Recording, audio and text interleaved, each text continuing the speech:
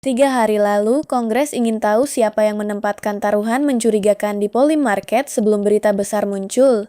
Hari ini, Jaksa Federal memberi mereka sebuah nama, dan dia bekerja di Google. Departemen Kehakiman minggu ini mendakwa seorang insinyur Google karena menghasilkan 2,75 juta dolar di Polymarket menggunakan informasi non-publik. Ini adalah penuntutan federal kedua terkait insider trading pasar prediksi dalam beberapa bulan. Jaksa mengatakan insinyur tersebut bertaruh pada hasil yang diketahuinya melalui pekerjaannya, lalu menarik keuntungan sebelum berita menjadi publik. Ini kasus pertama yang melibatkan karyawan besar Silicon Valley, bukan trader. Pasar prediksi seperti Polymarket tumbuh menjadi platform bernilai miliaran dolar tahun lalu jika kasus federal terus muncul. Polymarket akan menghadapi pembatasan trading karyawan seperti yang melanda Wall Street 1 generasi lalu.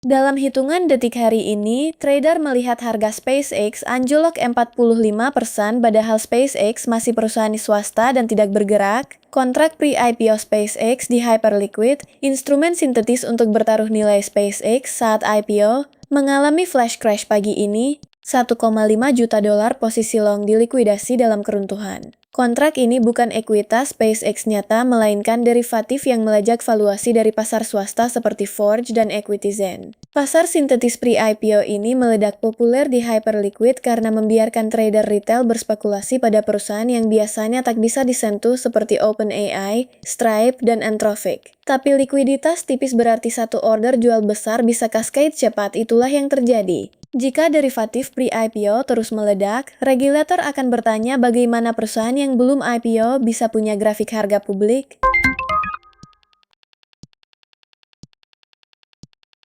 Pemegang Bitcoin terbesar baru melakukan persis seperti di tahun 2022 sebelum Bitcoin kehilangan 3/4 nilainya. Analis on-chain mengatakan dompet whale mengurangi posisi dan memindahkan Bitcoin ke bursa pada kecepatan yang mencerminkan pre-crash tahun itu.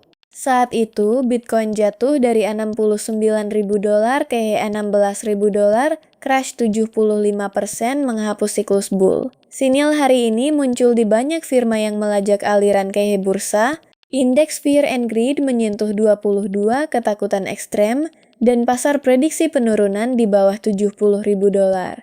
Tidak ada jaminan ulangan tahun 2022, tapi ketika pemegang dengan data terbaik bergerak seperti sebelum crash terburuk, investor kecil biasanya tahu terakhir. Subscribe sekarang.